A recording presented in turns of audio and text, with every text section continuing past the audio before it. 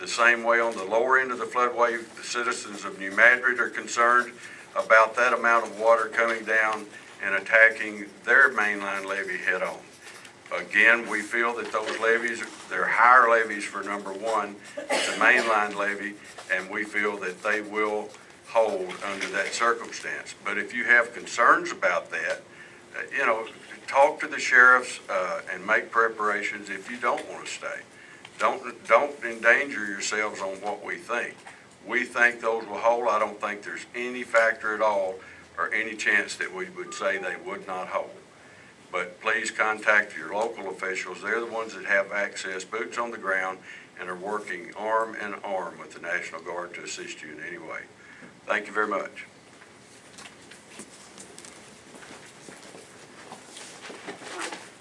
Just to remind you, please, we'll go ahead and take questions from the House here, and if you would, raise your hand. The General will recognize you and tell us who you are, and then go ahead with your question.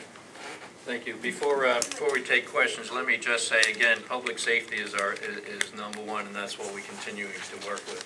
I'd also say that cooperation and collaboration is not an option. We're going to have to work with each other. We are going to work with each other, and we are doing that very well. I'm in daily contact with the governor of Illinois and also the governor of Missouri. I've talked to them both today and yesterday, giving them an update on where we're at.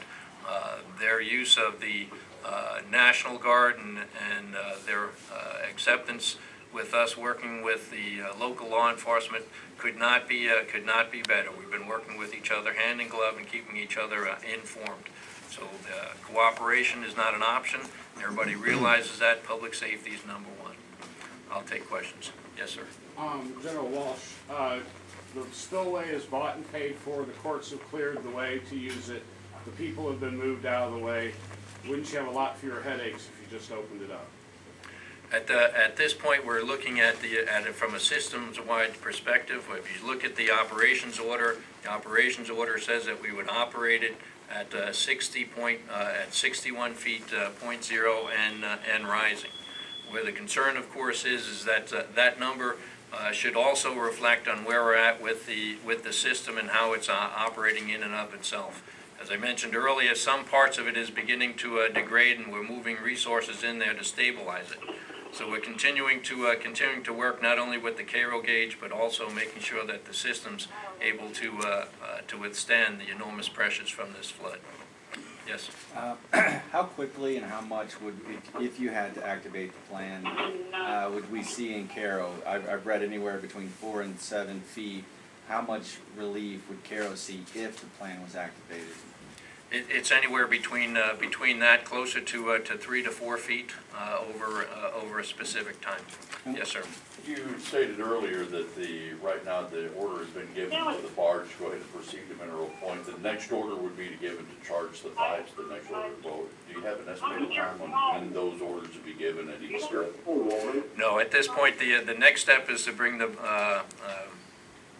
motor vessel from Hickman to Birds Point, as you just mentioned. The one after that is to take the barges that are being pushed up by the tow and redistribute those barges along the levee. I can't give you a time between them getting to the location at Birds Point and moving the barges, as that's an hourly discussion between the district commander, your district commander, Colonel Reichling, and myself. So still no word on when and if it is actually going to be blown? No decision has been made. I have not taken a decision to load the pipes, nor to operate the system. Yes, sir. Just talking about the trigger point at 61 feet, that's been publicly stated.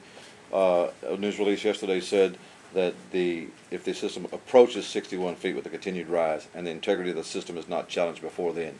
So is that 61 foot not the automatic point, but there's now some leeway up to that point? The operations order says 61 feet and rising. where the concern is we need to make sure that the system remains intact, and that's what our engineers are looking at, and the hundreds of engineers are looking at. At what point do we become more concerned that the system's not going to hold? So the trigger point is by op order is 61 plus rising, and we're also looking at making sure that the system remains intact. So there are two factors there then. Very complex mission, yes, sir. Yes, sir. How stable is the levee at Cairo, and how much pressure can it take? Well, we just visited Cairo. There's many boils that are there. The boil that causes us much concern. We have built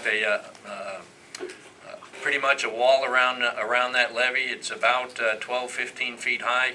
It's the biggest boil any of us have seen, and we've got that contained right now. We're quite concerned about that boil. How much pressure can the levee wall take in Cairo? It's gonna behave as designed. Yes, sir. General Walsh, actually, I have a question for General Peabody about Kentucky and Barkley Lakes. You said it's a little bit above 370 right now, and you have to release all the water starting. If it's 375, any water coming in has to be released. We have to manage the pool so it doesn't exceed 375. Okay. We're expecting 2 to 4 inches of rain over a fairly large area in the next 48 to 72 hours. What will that do to your lake levels? Well, it's going to bring them up, but we're also going to have to release some of the water to account for that. Now, on a daily basis, actually multiple times a day, our hydrology and hydraulic specialists examine what the weather forecast tells us and what actually happened from prior weather forecasts, run it through our computer modeling system, and continually reassess. As General Walsh indicated, this is a very dynamic situation. It's continually changing. Forecasts and predictions are imperfect. Models are only that, just models of a very dynamic natural situation. And so we just make judgments on a day-to-day basis. Okay, so what kind of discharges would you expect? We have to have, well, right now our discharges are around 80,000 cubic feet per second.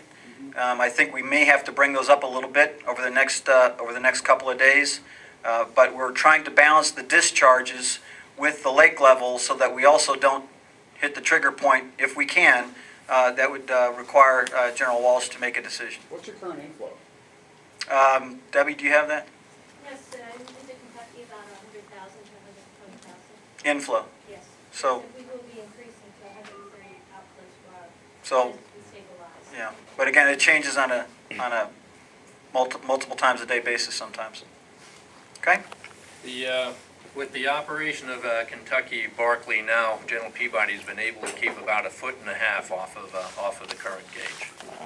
So he's added to this fight in a tremendous way. Yes, sir. It looks like it's possible to have to initiate that. Is there any way to have any kind of a log yes to an old farmer's farm in the spillway as to how long should this be activated that the water can be back to the flood stage level? Is there any kind of a log yes for that? To when the Have the river back to flood stage level? below, I'm not quite. Well, like 40 feet at Carroll. Oh, I mean, I know the system is totally filled. So we're thinking of getting into that crop if it doesn't run what we need. Is there any way to have an educated guess to when if you activate it or not as to when the levels could reach 40 feet? Is there any kind of way to have a guess? no, I've asked my engineers to look at that specifically, and it has to do with a number of different variables, and the answer to that question is, well, is it a lot of rain this year or a little amount of rain? And so the answer to that question is it's very variable, and you'd have to select, high, low, medium rain, and how that works throughout the year. What we anticipate is it's going to rain like hell and it's going to quit. If you get it to quit right now, I'd be pretty happy with you. Yes, sir. Yes, General, what about the public notification? They talk about 24 hours notice after the decision has been made. Is that still fairly accurate? I'm going to give as much notice as we possibly can. I talked to the two governors. Every time I make a decision, I talk to the people back in Washington. Every time I make a decision, whether I can hold for 24 hours is a variable as well, and I'm going to give as much time as I can. Yes, sir. Now, you said that there were 3 separate decision points yet to be made. One to bring the barges to berth points. One to what exactly are those? And is there a certain point at which there's a point of no return that you would reach? No. The point of no return would be the order to operate the project. At this point, moving the vessel from Hickman up to where I've just ordered Bird's Point, it can still be stepped back from there. Moving the barges up to the levee, again, we can step back from there. We can even fill the pipes with the slurry mix and still not make the decision to operate. So the last decision is the final decision. General, sir, could we take a few questions from the call-ins, please? Certainly. Anybody from the call-in question? Yes. Hello? Yes, go ahead. Yes, my name's Max Wilson. I'm a landowner directly across the river from Marina in Fulton County. And I have a couple of questions. If the floodway was operated, what level of reduction of river level could I expect? And also, my land is above the most northerly open land in Fulton County. Right at Williams Point, I forget the river mile, but it's where the revetment rock starts above Hickman on the Kentucky side. There's a small washout, fairly medium-sized washout hole immediately up from that. Has that been examined lately? Because I'm concerned about the integrity of the river bank there and what they could do to my land and the land below me in Fulton. Your question, sir, is pretty specific, and I would suggest or ask that you email that question, and we can give you a specific answer to that. Our levees, the Mississippi River Tributary Project levees, we have annual inspections on those, and every 5 years we have a more detailed periodic inspection. If it's a Mississippi River Tributary levee that you just mentioned you have concerns with, we've had eyes on the ground in the past years. In regards to reducing stage at different areas, again, it's variable depending on whether you're at Cairo or at Fulton levees, Fulton County levees. Right. Well, I'm about 10 miles above Hickman, and it's where the river current. I've got 9 feet of depth on the river bank, 13 to 17 feet of depth on the farm, and then a 2 to 1 mile an hour current across me. And of course, I'm concerned about sanding and all, and also the integrity of the riverbank above me. It might lead to a washout of the riverbank, as we experienced in what was it, 75, and we had 2 washouts there. So that's my question: is to what degree is the washouts there being anticipated? And, what relief could we expect if the floodway is operated? And also, I just expressed the opinion that I already have 10 feet of current on my land, and I would just say that it would be a good thing if we could share the current. So thank you for your answer. Thank you, and sorry, I'd again suggest you email the Memphis district, and they can give you a specific answer to that specific question. Thank you. Next question. Okay, thank you. Thank you. General Walsh? Yes, ma'am. Hello? Yes, ma'am. Go ahead. This is Chelsea Carter with CNN. I'm just trying to get a better picture of when this decision will be made. Is it being made tomorrow for the 2nd and 3rd, or does the decision clock start rolling tomorrow? The decision clock has been rolling. The decision earlier today to move the motor vessel was made at 11 o'clock. When the motor vessel gets to its location at where it's required to be at Bird's Point, the district commander and I will have another discussion on whether to move to the next step, and it'll be dependent on conditions. So it's not time phased, it's conditions based. Yes, sir. General, you mentioned under seepage and some sample oils on the frontline levee. Can you elaborate a little bit about where those are and how concerned are you about those in terms of integrity of the levee? Colonel Reichling?